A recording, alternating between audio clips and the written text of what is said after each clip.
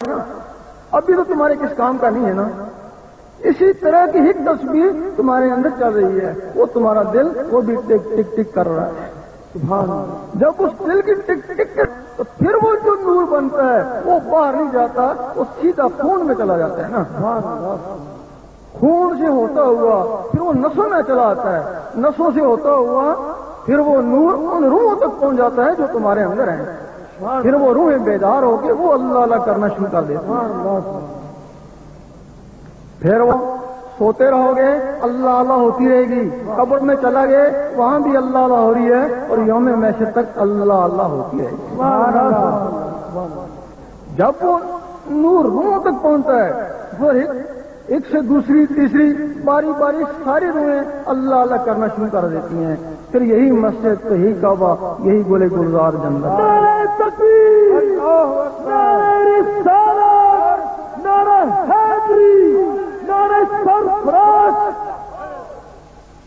جب نس نس میں وہ نور جاتا ہے تو وہ جو نفس شیطان ہے وہ ناح میں بیٹھا ہوا ہے، وہ نور اس کو گھیر لیتا ہے. وہ نور کی گرمی سے، نور کی زیادتی سے وہ نفس وہ بھی پاک ہونا شروع ہو جاتا ہے. تو جب وہ پاک ہو جاتا ہے تو پھر وہ انسان مکمل ہی پاک ہو جاتا ہے.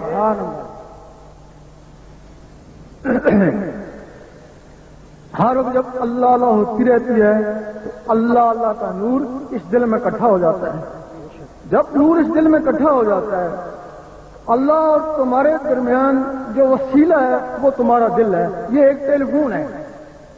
ٹیلی فون تب کام آتے ہیں جب اس میں بجلی ہو، اور یہ ٹیلی فون تب کام آتے ہیں جب اس میں نور ہو.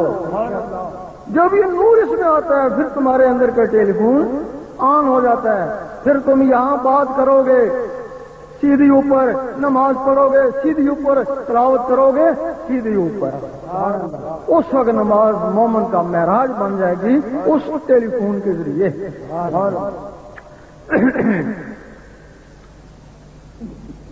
سورت اجرات میں اعراب نے کہا ہم ایمان لے آئے. اللہ تعالیٰ نے فرمایا نہیں، ان کو کہو صرف اسلام لائے. مومن تب بنو گے جب نور تمہارے دل میں اترے گا. اب جب تمہارے دل میں نور آیا تو تم مومن ہو گئے. جب یہ نور دل میں اکٹھا ہو گیا، جس طرح مقناطیس ہے، لوہے سے نسبت ہے، چھوٹی چھوٹی سوئیاں پھینکو ان کو کھینچ لیتا ہے، اسی طرح جب اس دل میں نور آتا ہے پھر نماز پڑھتے ہیں تو اس کا نور اندر، پھر قرآن پڑھتے ہیں پھر اس کا بھی نور اندر. قرآن مجید میں کہیں نہیں لکھا ہے کہ تو نماز پڑھ، یہی لکھا ہوا ہے کہ تو نماز قائم کر. بس تو نماز پڑھتا ہے، جب تو نماز پڑھتا ہے اپنے آپ کو مومن سمجھتا ہے نا. جب نماز چھوڑ کے چلا جاتا ہے پھر وہی ہیرا پھیری. جب تیرا دل منور ہو جائے گا پھر نماز تیرے اندر جائے گی نا، پھر تو نماز پڑھنے کی حالت بھی مومن، سوتا ہے تب بھی مومن، کاروبار میں بھی مومن ہے نا.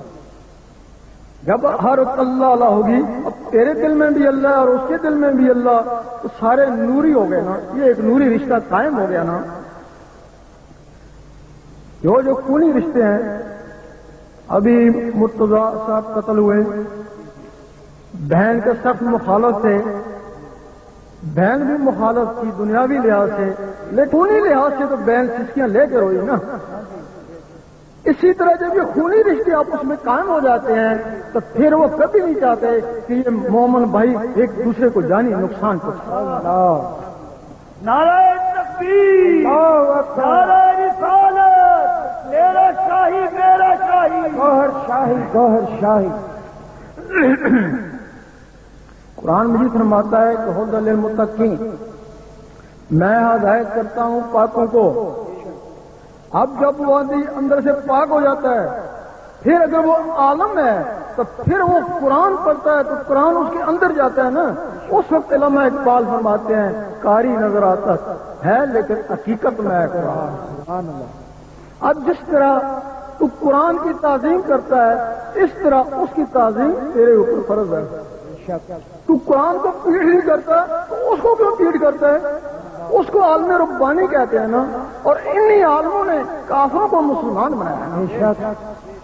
اور جن عالموں نے بغیر پاک ہوئے نفس کی پاکیزگی کے بغیر قرآن سے ہدایت لینے کی کوشش کری، وہ تو گمراہ ہو گئے نا۔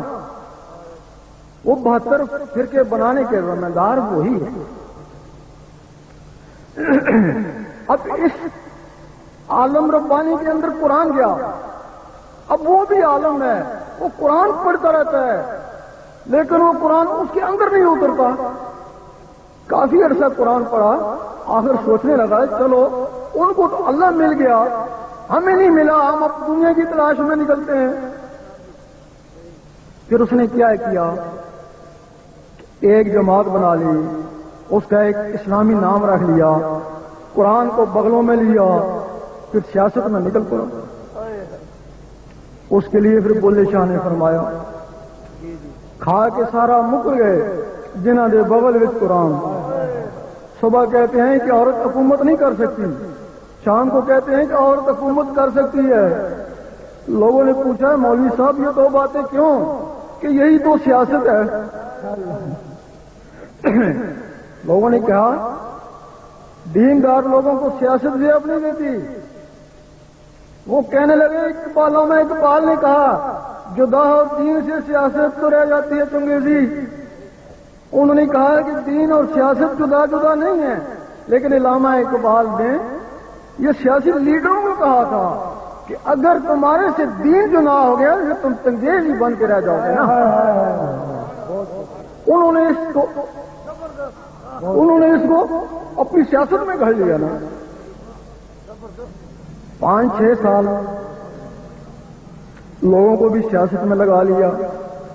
اگر کسی ملی تو مولوی صاحب کو ملی نا، وہ جو 5-6 سال ساتھ لگ رہے ان کو کیا ہوا؟ اگر وہ 5-6 سال اللہ اللہ ہی کرتے رہتے۔